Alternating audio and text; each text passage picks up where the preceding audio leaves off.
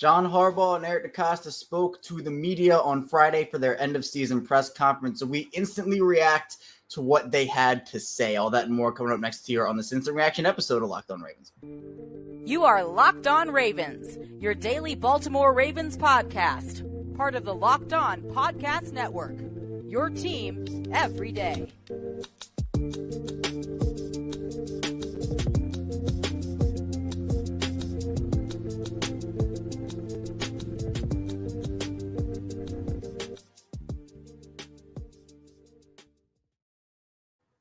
Welcoming to another edition of Locked On Ravens, your daily Baltimore Ravens podcast. I'm your host, Kevin Ostreicher of Ravens Wire, coming to you from the Locked On Podcast Network, your team every day. Thanks so much for being here, making Locked On Ravens your first listen each and every day. We are free and available on all podcasting platforms. That includes in video form on YouTube, audio form, wherever you get your shows. We're free and available for you there. We bring you 5 days a week Ravens coverage, plus bonus content like today on our Instant Reaction episode. And today's episode of Locked On Ravens is brought to you by LinkedIn. And LinkedIn Jobs helps you find the qualified candidates you want to talk to faster. Post your job for free at linkedin.com/LockedOnNFL. That's linkedin.com/LockedOnNFL to post your job for free. Terms and conditions apply.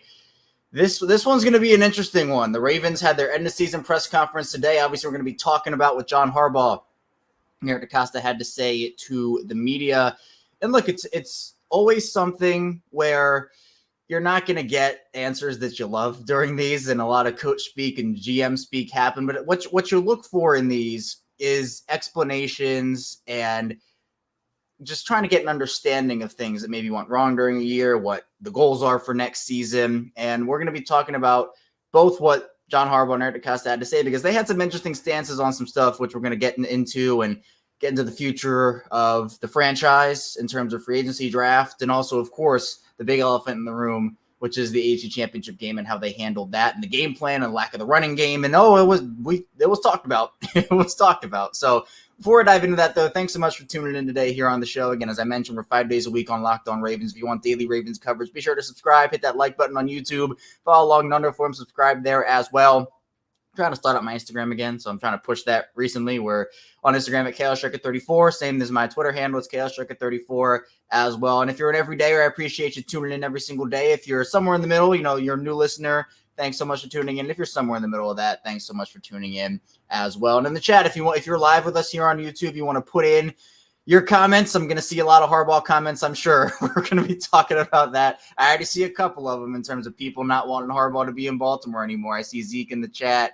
And another Kevin. Good name, Kevin. I like that name. So we'll talk about that too. But again, let's just start with the elephant in the room here, which is the AFC Championship game, how the Ravens didn't run the ball. And look, we can all admit it. It was right in front of our eyes, right? The Ravens did not run the ball the way they needed to. 6 running attempts for running back, 16 total carries throughout the game. It's something that it can't happen for the Ravens in a way where you're such a good, dominant run team and you just abandon it in the biggest moment of the season. And John Harbaugh was asked about that, and he gave some in-depth answers to everything, but I'm not sure it's necessarily what fans were looking for. Now, I'm trying to pull it up. You will not believe the morning I had. My computer just completely fritzed out on me. I had to reset everything. It's my password wasn't my password. I had to re-pull everything up. But John Harbaugh ended up talking about with the run game. He said he was asked about having conversations with Todd Monken during the game about running more. He said, yes, we did throughout the game. That's not the number you want to have. That's not the number that's going to win us the AFC Championship game for sure. It's more than just calling plays. A big part of our game plan was RPOs based on what the defense gives you. You can check in and check with me, switch your run pass options a lot of times. A lot of what we're doing was directed to the line of scrimmage based off what the defense gave us, and the defense was lined up to take away the run. The next thing would have been to bring it in tight and run the ball in heavy formations. We could have done that, but we were down. So he wanted to keep the formations open and give ourselves the best chance to move the ball and score points. And again, he said he's not an excuse. He's not making an excuse. He wants to run the ball more, but sometimes you have to be willing to get big and run the ball that way. We just didn't want to do it that way in the game, and it cost us an opportunity to run the ball more. I mean, he's acknowledging it was a mistake, but I think the way fans took this answer was, oh, well, we just didn't want to do it because we were down. I think that's what people took away from that answer, not the fact that he said it was an excuse. But the fact that, he said, well, we could have just done this and we could have just brought it in tight and ran the ball, which they should have done. If the defense was dictating the way you run your offense, that's not the way you win football games, right? If the defense is giving you a look and you can't look at that look and say, yeah, you're going to do that, we're just going to overpower you. We're going to run right through you. I understand wanting to maximize looks and maximizing advantages. I think there's a way that you could do that if you were the Ravens and you were trying to run the ball and then off of looks if they still gave you heavy looks and the run game wasn't working. If the run game wasn't working, then all right, fine. You can go to those passing looks, and if they're still dictating the line of scrimmage with those heavy looks, you can go and pass the ball off of play action. But the fact that the Ravens barely even attempted to run the ball in this game, at least far less than what we've seen from them, the Chiefs understood that, hey, whether it's we're getting in their minds or we're letting them not do what they do best or something along those lines, it didn't happen the way that it needed to for the Ravens. And there were ways to run the ball. There are ways to run the ball on heavy looks. But Baltimore, I don't know. I think the true answer, and something that I've said, is I think Baltimore just got panicked. I think they did. They saw the Chiefs score 2 quick touchdowns. It was 14-7. And I think the Ravens thought to themselves, wow, this is going to be a shootout. And I don't think John Harbaugh got up there and lied. I don't think what he said was a lie. But I do think that there are other ways that you can work off of heavy defensive line looks in the run game and take advantage of that. Even if you wanted to throw the ball more than you wanted to run the ball in this game, you still need to work in the run game. Still need to work in your running back, 6 total carries.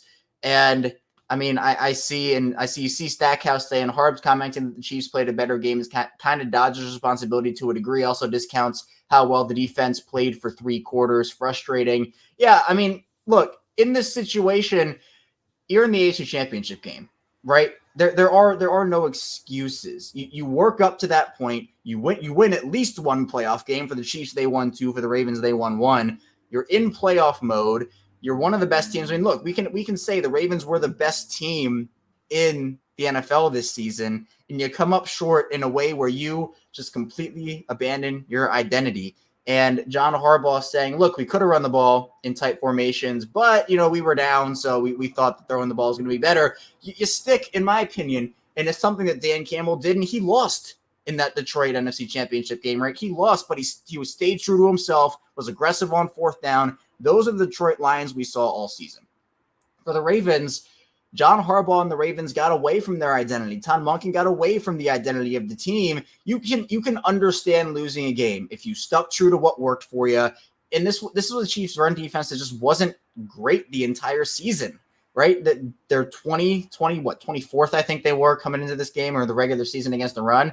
And the running backs only get 6 carries, and John Harbaugh was asked about that. He said, you don't think in those terms during the game. You're thinking play by play, series by series, what they're going to stop and what they're going to do to stop you and attack you. You're not thinking, oh, gosh, I'm going to have to answer for how many times I ran the ball in the press conference after the game. That's not important during the game. You want to find ways to win the game however you can. And again, John Harbaugh is, I think, telling the truth when he says you don't think about, oh, wow, Gus has 3 carries right now. We got to get him at least 7. But I think you have to think of game flow, right? For me, game flow is so king when you talk about just any type, whether it's football, basketball, baseball, hockey, whatever you want to say. It's different for every sport, but within the game flow of a game, Gus Edwards never had an opportunity to get hot, right? Because the Ravens saw Gus Edwards have that 15-yard run after the 4th down play Lamar Jackson had, and they barely gave him the ball again. If the Ravens just decide what they've done all season, they pound the rock, the Ravens decide to go, all right, we're going to run the ball, was what's working for us right now. It wasn't even about game flow or worrying about how many carries the running back had. To me, it was about go with the hot hand, go with what's working for you. And hot hand doesn't necessarily mean player. I think, hot hand means, oh, well, this aspect of our offense is working, or the offense can't stop what our defense is doing. That is game flow. And I think Mike McDonald, for example, he used game flow to his advantage because what happened in the second half? The Chiefs got conservative.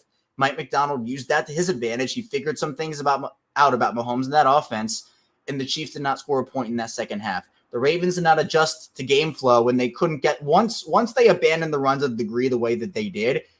they had plenty of opportunities.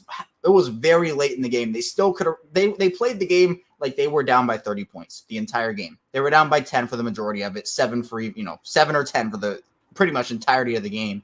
And that to me is, I think, what has fans not a little upset, very upset right now in terms of that. And John Harbaugh did say that, a couple of things about Lamar scrambling here. He said that he and Lamar talked, had a great conversation. They hashed it out, and they were already thinking the same way. And he said Lamar scrambling is always going to be a huge part of it because it keeps the defense honest in a lot of ways. Didn't factor in as much in the game. We want it to be a bigger part of what he does, of course. And to me, it's like, well, it didn't factor in the game because, the Ravens didn't use it. They didn't run the ball, right? That's why it wasn't a big part of the game, because they didn't run the ball. And him scrambling is different than designed runs. I get that, right? When Lamar scrambles, it's a pass play and he's running out. He's trying to make something happen. He sees a rush lane and he takes it. But the running game just wasn't, whether it was scrambles, whether it was designed runs, RPOs, whatever you want to say, the Ravens just didn't do enough in that aspect. So coming up in the second part of the show, we'll keep talking about what John Harbaugh and Eric DeCosta had to say about this Ravens team. We'll continue talking about the AFC Championship. I see we have some comments. We'll get into those as well. So be sure to stay tuned. We have a lot to get to here on this live instant reaction edition of Locked On Ravens. First, this episode is brought to you by Nissan. Are you the kind of driver that likes to push things a little further? If you ever wonder maybe what adventure could be around the next corner, our friends at Nissan have a lineup of SUVs with the capabilities to take your adventure to the next level. The 2024 Nissan Rogue is perfect for city drives and great escapes. Plus, its class executive Google built-in is your always updating assistant to call on for almost anything. Gone are the days of connecting your phone, Google Assistant, Google Maps, and Google Play Store built right into the 12.3-inch HD touchscreen infotainment system. The 2024 Rogue is the perfect midsize crossover for your next adventure. And Nissan's incredible lineup also includes the 2024 Nissan Pathfinder. It has room for up to 8 and expansive cargo capacity and advanced available 4x4 capability with 284 horsepower and over 6,000 pounds of towing. When adventure calls, the Pathfinder is there to answer. Take the Nissan Rogue, Nissan Pathfinder, or Nissan Armada and go find your next big adventure. Shop NissanUSA.com. We're back here, our second segment of Locked On Ravens live edition here, coming to you on a Friday afternoon. Kevin Ostreicher talking with you. Happy Purple Friday, everybody. I know it's not as happy because the Ravens are not in the big dance anymore. They lose in the championship game. And John Harbaugh and Eric DeCosta spoke to the media on Friday. And today we're going to talk about continuing what they had to say. We talked in that first segment about John Harbaugh, what he had to say about the lack of the run game in the AFC Championship. And I keep seeing comments here, and I see a couple are saying, well, John should have just admit he got outcoached. He should admit that the Ravens and John Harbaugh got outcoached by Andy Reid, and he should have said that. And he did. He said that to a degree. And I'm trying to find the exact quote where it is. The Ravens transcripts aren't out yet, so I'm going based off of other people who put the quotes out. But John Harbaugh said, look, the Chiefs played the better game and this, that, and the other. At least I heard that during the press conference. And I think that, look, we can all admit that John Harbaugh got out coached. We can all admit that, the Chiefs got in the Ravens' head a little bit. But it's disappointing, the outcome of the game. And to kind of go back and reflect on it, to just still blows. I still really haven't gotten over the fact that this team really ran the ball 16 times. It was tied for their lowest total. Well, actually, no, it was their second lowest total in over 6 years. 6 years. 2017, Lamar wasn't even drafted yet. Week 4 of 2017. That's when this whole thing happened. And by the way, quickly here, if you're new to the channel, be sure to subscribe, follow along on YouTube and in audio form if you want to watch, want to listen. It really helps. I can hit the like button, turn notifications on YouTube. Helps get this show for me in front of Ravens fans and more NFL fans. And I appreciate all the support and all the growth we've had, which is awesome. But back to the topic at hand. I Baltimore get up saying Ravens giving us man news while Orioles giving us gems. If you're an Orioles fan and you're watching this show, plus you're a Ravens fan, what a crazy week. I'm in that boat. Unbelievable. One of the craziest roller coaster rides in Baltimore sports history, considering the past. Now we're on day 6, or no, we're on day 5 now. Past 5 days have been Ravens losing the AFC Championship game. They lose Mike McDonald. The Orioles get sold. The Orioles get Corbin Burns last night. The Ravens hire Zach Orr. Now we have this just up and down and up and down and up and down for a lot of the Baltimore sports fans here. And Kevin's saying John Harbaugh said what he usually says, but before he questioned Lamar's record in the playoffs, let's look at Harbaugh since that crazy Flacco run. And I can't remember. I put out in Lamar's tenure what it's been, but you can even go back. No, I said since they won the Super Bowl. So Kevin, I had this tweet out. Let me see if I can scroll. I'm going to scroll really far for it while I continue talking here. But look, the playoff success for John Harbaugh and the Ravens since Joe Flacco, it's been lackluster. In fact, it's been less than lackluster. It has not been good. This was the first time the Ravens made the AFC Championship game since they won the Super Bowl in 2012, 2013. And for an organization that prides themselves on being consistent and have great regular season success, I mean, we can all admit that's not good enough. They will admit that's not good enough. Here we go. I found it. How far the Ravens have advanced in the playoffs since winning the Super Bowl in 2012. 2013, they missed the playoffs. 2014, they advanced to the divisional round. 2015, 2016, 2017, they missed. 2018, it was the wild card exit. 2019, 2020 divisional. 2021, they missed the playoffs again. 2022, it was a wild card exit. And then 2023, conference championship. So it has not been up to the level that the Ravens have needed it to be at, right? I think we can all admit that. We can all say that when it comes to the big goal. The big goal is not to be a regular season success team. The big goal is to be the Super Bowl champions, make progress in the playoffs. And I think they took a step forward in the playoffs this year by making the championship game. But with how good they were, how dominant they were, again, if you listen to me every day on Locked On Ravens, I said before this season that, hey, you know what? For me, this season's AFC Championship or bust. I'm fine with an AFC Championship appearance. But how good they were, I shifted those expectations. I said, look, they're too good not to make the Super Bowl. They're too good not to win it this year. And that's why for so many people, it's such a failure here in a season. The Chef 87 checking in. Good afternoon, Kevin and everyone. Thanks for going live. This might be a future 30 for 30. Ravens had the best team. It could. You know what? With the graphic, you know the Washington graphic from, when was it, 2013 with Bobby Slowick and Kyle Shanahan, Mike McDaniel, et cetera, et cetera. I think the Ravens defensive staff could have that. We'll talk about that in the final part of the show just a tad. I see people do not want John Harbaugh back. And yeah, I see Kevin, a real coach, would have admitted he got out coached. I mean, he said that, but at the same time, I don't think it necessarily means that done during the game is over. CJ Appleton saying, with all this talk about the run game, we do not discuss the difference in the game. Is the 2 red zone turnovers. If we would have had run more and turn the ball over and not turn it over in the red zone, we still would have lost. Yeah, I mean, I think this point, the Ravens, if they had the success running the ball, I mean, CJ's right here. If the Ravens turn the ball over in the red zone with a good run game, the way that they did, they still lose the game that way.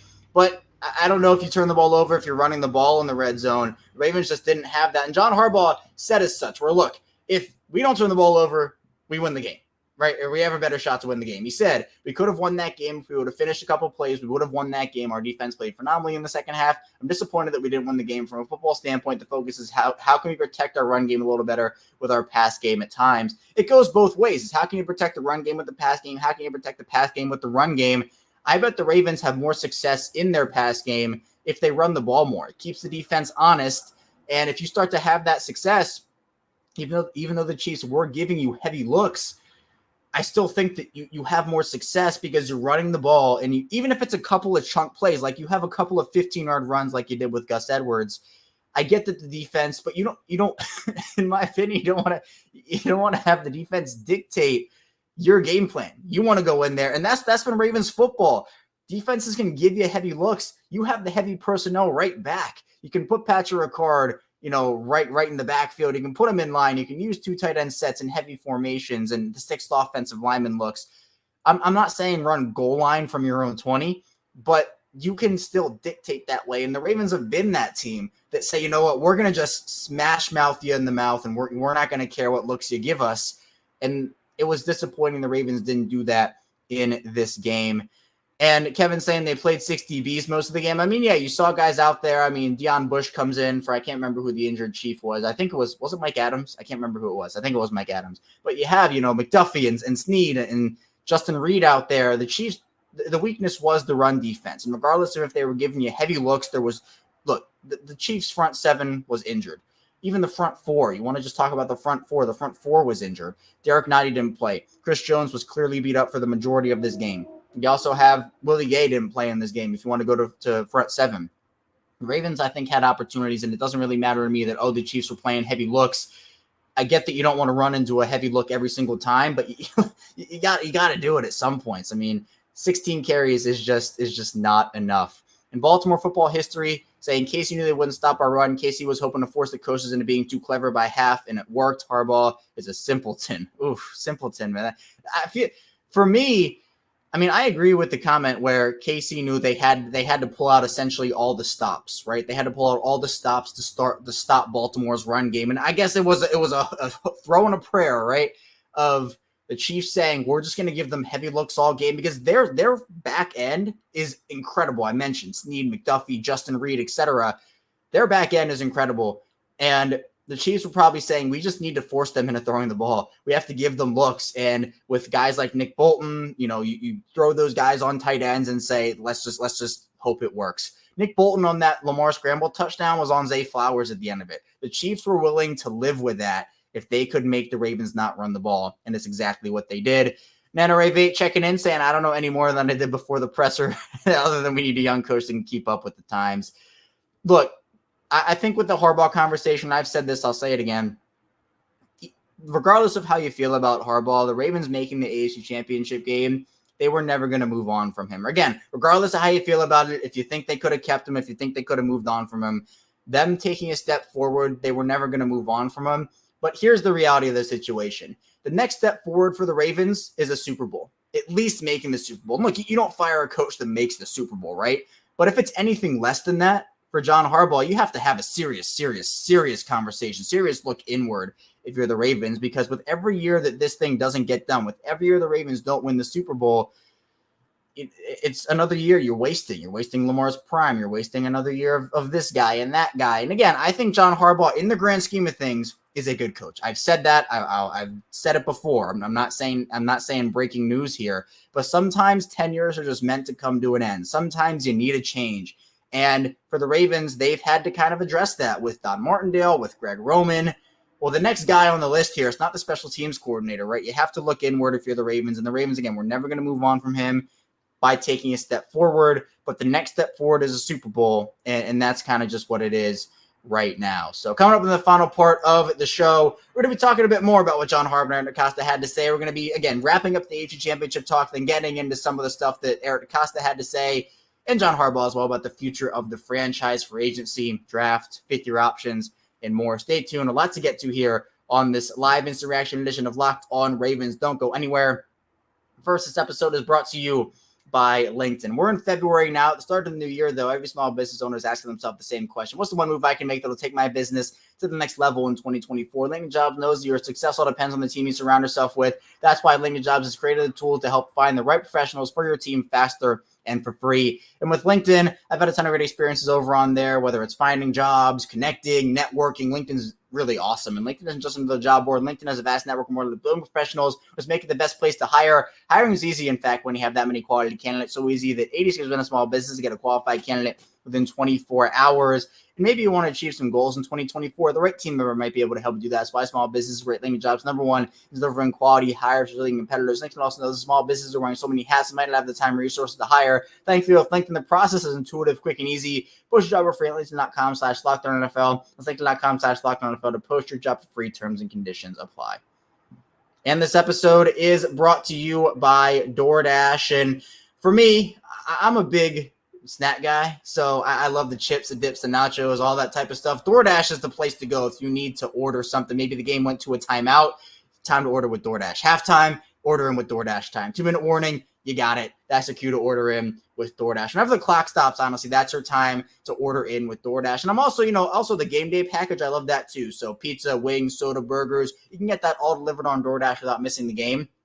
You can also score football season's best deals on groceries, restaurants, retail, and more. So for me, I'm a big pizza guy. So Underground, you look at a bunch of different places with all these underrated pizza spots. Like Underground Pizza is awesome in the area I have. And sushi, I'm also a big sushi guy. So there are plenty of options in the Baltimore area on DoorDash. You can get 50% off of the $10 value when you spend $15 or more on your first order when you download the DoorDash app. Enter code LOCK23, subject to change, terms apply. And you can get all your favorite restaurants and stores from retail to grocery. They're all in the app, so you can shop everything you need to get game day ready. Again, 50% off of the $10 value when you spend $15 or more on your first order when you download the DoorDash app. And enter code LOCK23, subject to change, terms apply. One more time, don't forget to use code LOCK23, 50% off of the $10 value on your first order. When you download the DoorDash app, and spend $15 or more, subject to change, terms apply. We are back rounding out Locked On Ravens. Kevin Oestreicher giving you a Purple Friday episode today. we had our episode come out at 6 a.m. this morning. We talked about Zach Orr and why I think that's the perfect hire for the Ravens considering the circumstances. So if you haven't checked that out, be sure to do so. We'd really appreciate that. Be sure to subscribe to the channel here on Locked On Ravens if you're enjoying the content. If you like the Ravens, we give you daily Ravens coverage 5 days a week, even in the offseason. So been doing this since August of 2019. I've never missed an episode, and it's a streak I'm proud of, and I like talking about this team, obviously, during the good times, but even during the bad times. It can be therapeutic sometimes to talk about it, but obviously in a press conference like this, end of season with John Harbaugh and Eric DeCosta, you kind of have to reminisce on some of the bad that happened here. So I think a comment I saw, I can't remember where it went.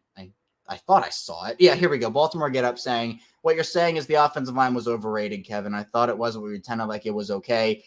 Tyler Linderbaum and Kevin Zeitler are good pieces on that line.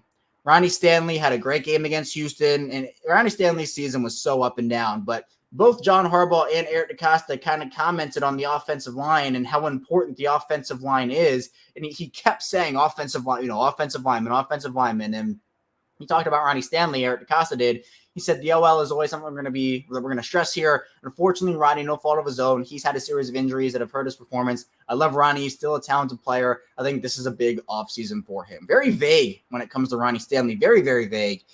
And I don't know if that means they're going to move on from him. The Ravens can clear, I think, about, if it's a pre-June 1, about $9 million with the dead cap.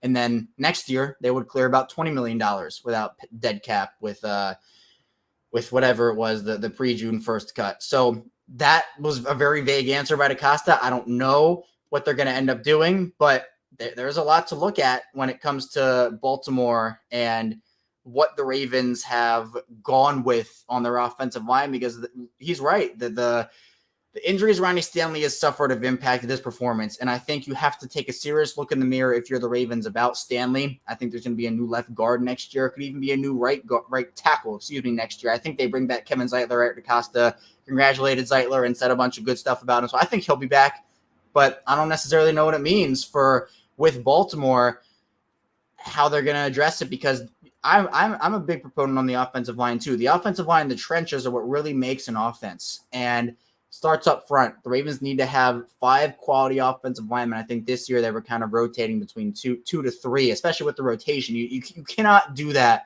for me. I mean, if they ran the ball more, maybe we're having a different conversation, but gotta have guys out there you can trust 1,000%. Yeah, I see a bunch of comments about Harbaugh and everything. We would have worn them out after 3 quarters. With Joey said that. Yeah, with the run game, I think they definitely would have ran them, especially to get to the 4th quarter. It's AFC North style football for the Ravens. You play that game and you go and you have a situation where even you run Gus Edwards wild in the 4th quarter, let's say, because the Ravens were down by it was 10 points. It was 10 points. It was not like this was a 30-point game and you had to air the ball out. First, I will never get over 1st and 10s in the 4th quarter. Deep shot, incompletion, 2nd and 10. They pick up the first down. 1st and 10. Deep shot, incompletion. Pick up. It was just every 1st and 10, they were just throwing the ball incomplete. And it was very frustrating to watch there. I see Marie saying this week will go down as one of the stupidest weeks in Baltimore sports, up there with the Colts and Orioles winning championship in the same year when the Colts left in 6 days. Yeah, Marie, it's been crazy how wild this week has been for Baltimore sports. Unbelievable. Kevin saying Lamar should be under center more would be damn unstoppable. Yeah, I mean, at this point, I don't necessarily know what the Ravens' game plan has to be. It's going to be year 2 of Todd Monken next season, but I think under center Lamar, I think would be awesome. And we've seen under center Lamar, and it's worked.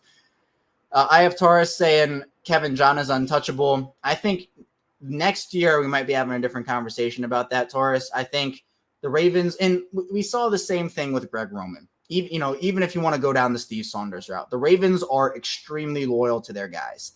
It's mostly a good thing, but in certain situations, I think it can kind of bite them. And for me, I don't necessarily look. Greg Roman stayed a year too long, maybe even 2 if you want to argue that. Steve Saunders stayed quite a while too long. We can argue that.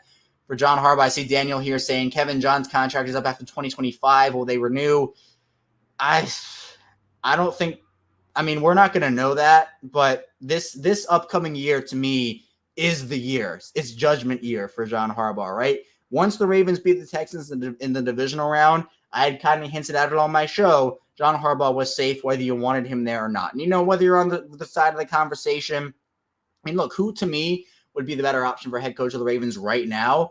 I think John Harbaugh's a good coach, but I think Mike Macdonald is a guy that, we might look back on this in a couple years and be like, man, really would have wished the Ravens would have kept Mike Macdonald here and everything that happened. It was circumstance. It was unfortunate. And I see Joey saying the Chiefs dictated the game. They absolutely did. So we'll see what ends up happening with that.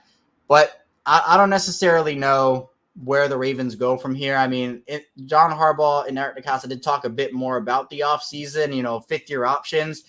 Eric DeCosta talked about not picking up Patrick Queen's fifth-year option. He said you never know on these situations. Patrick had an amazing season. I love Patrick. He's one of my favorite guys on this team, and said that he put himself in a great position to hit the market. He's a special player. I think the Ravens, based off what happened with Patrick Queen, I think they might take an approach where they might say, hey, you know what? We're going to pick up the fifth-year option on Olafe Owe, maybe even on Bateman. I think if I had to guess, they're going to decline Bateman and pick up Owe. That's what I would say. But I don't know. The Queen decision was a mistake, but again, there is hindsight in all those things. But of course, it's that. And Taurus, I see you saying love your optimism, but we'll be back next year saying the same thing. And Taurus, if we are back, I appreciate you saying like the optimism first of all. But if we're back here, because again, I've always operated on the assumption that if you've listened to me here, if you're tuning in here every day, listen to me on Locked On Ravens, I had said, if there's not a step forward from John Harbaugh this season, there's no way that I can defend them keeping him. There was a step forward, and so I'm not defending Harbaugh and saying, oh, he had this perfect game plan against Kansas City. Of course he's to stay. Of course that is not true. But they took the step forward, and that's where I'm like, okay, that's the Ravens' reasoning. That's what I'm trying to explain. That's what the reasoning is. But if there's not a step forward next year, I can't defend it. I can't justify them if they decide to keep him after that, because you're just at that point you're wasting years of Lamar. And I'm not saying that it's all on John Harbaugh. It's all on Todd Monken. It's all on Lamar. It's all on the game plan. It's a combination, but we have seen the trend. And I think what makes people upset about this whole situation is we've heard John Harbaugh, especially at the end of games, what I talked about it on today's show. What happened when Keaton Mitchell got the ball, was it 4 times against Cleveland? He had like 2 touchdowns or huge gains, and he ended up, having 4 carries the whole game. What did John Harbaugh say? Well, it's just the way the game went. What happened when the Ravens lost this game to the Chiefs? They didn't run the ball. John Harbaugh said, well, that's just the way the game went. What happened in 2019 when Gus Edwards had 3 carries? The Ravens lose to the Titans. They get away from their identity again. John Harbaugh, that's the way the game went. So that's where I sense the frustration. I feel the frustration from fans right now. And I see Mike making a case for Harbaugh, saying, who's better than Harbs right now? Y'all got him on a stake. I think it was just a bad offensive game plan. I'll take both approaches to that, Mike. First of all, I think that, look, at this point, the only possible guy you would have wanted over John Harbaugh if you're the Ravens, Mike Macdonald was your guy. And I think that's where even the Harbaugh acceleration tree, when it comes to get him out, I think it was because Macdonald was right there and people kind of knew he was going to leave. But I think that, yeah, out of all the guys, there would have been teams lining up out the door for Harbaugh. But again, 10 years happen, 10 years shift, and that's what it is. And for me, I think that with the offensive coordinator part of this, it being a bad offensive coordinator game plan, John Harbaugh is the head guy, right? I don't think we can excuse John Harbaugh just because Todd Monken, he had the game plan. John Harbaugh has to sign off on those game plans. And yeah, I see Baltimore football history saying head coach approves the game plans. Harbaugh could have been in Tom Munkin's ear and been like, hey, man, look, we need to run the ball. Like, we need to stop doing all this throwing stuff right now. We have to establish something on the ground. So I think it's fair to give blame to both guys. Monken didn't execute it the right way, but John Harbaugh proved that. He's the head guy, and it's going to fall on him in these situations. So I think that with Baltimore, some of the other stuff Eric DeCosta had to say about when he said, I don't subscribe to the idea of windows closing and opening. I think that's true. Yeah, I don't think a window necessarily closes or opens and it's just completely shut or completely open. But there is a degree of it, and I think we can all acknowledge that this year was the best chance that Baltimore had to win the Super Bowl in the John Harbaugh, in the Lamar Jackson era. Maybe you could argue the John Harbaugh era, right? Depending on what your views on certain teams were. John Harbaugh also gave an update on some surgeries. He said that Marcus Williams won't have surgery. I know that was a popular guess by people as to whether Williams needed the surgery on his pec. John Harbaugh said no. John Harbaugh also said Morgan Moses has to decide whether he wants to have the surgery. Dafe Owe had thumb surgery, but no big major injuries other than the ones that we already know about at this point. Eric DeCosta also said, glad he has Justice on a 2-year deal. He was one of the young years of the team. And yeah, the challenges with the JK injury, Keaton injury, and he said that, quote, we'll see where things lie with Gus and JK. So we'll see. I know Derrick Henry's a popular destination pick for a lot of fans for the Ravens this year. And I don't know whether it'll be Derrick Henry, Saquon, one of those guys. So we'll see. I don't necessarily know what the Ravens offseason plan will be right now. We're just, breaking down the press conference from Eric DeCosta and John Harbaugh, but we'll get more into that as the season goes on, or offseason, I guess, on Locked On Ravens. And again, really appreciate everybody for tuning in to this live edition. If you want to, be sure to subscribe to this channel, leave a like on the video. It all helps me out a ton with the support. It means a lot to me. We've been doing this for a long time here, and the communities we've had on this show. Tough times, good times for the Ravens. It's been really, I don't even know if the word's inspirational, but it keeps me going, really. And so I appreciate everybody. If you listen every day, if it's your first time in here, or if you go and you listen sometimes, not all the time, but sometimes, it doesn't matter. Any listen counts to me, and I really appreciate it. So that's why I have you here today on Locked On Ravens. Taurus, I appreciate you. Longtime fan, Kev, man. It means a lot to me, man. Thank you for tuning in, and thank you for the support. Thanks for tuning in. We're going to be back here on Monday. We're going to be talking more Ravens. We're going to continue to break down the season. We'll get more into draft talk, free agency talk, kind of transition, I guess is the word I'll use, into that. So again, be sure to subscribe on YouTube, subscribe in audio form, subtext if you want to be there, social media, Instagram, it's at ChaosStriker34, and same thing on Twitter. I'll see you right back here on Monday on Locked On Ravens. Thanks for tuning in. Again, see you right back here soon on Locked On Ravens.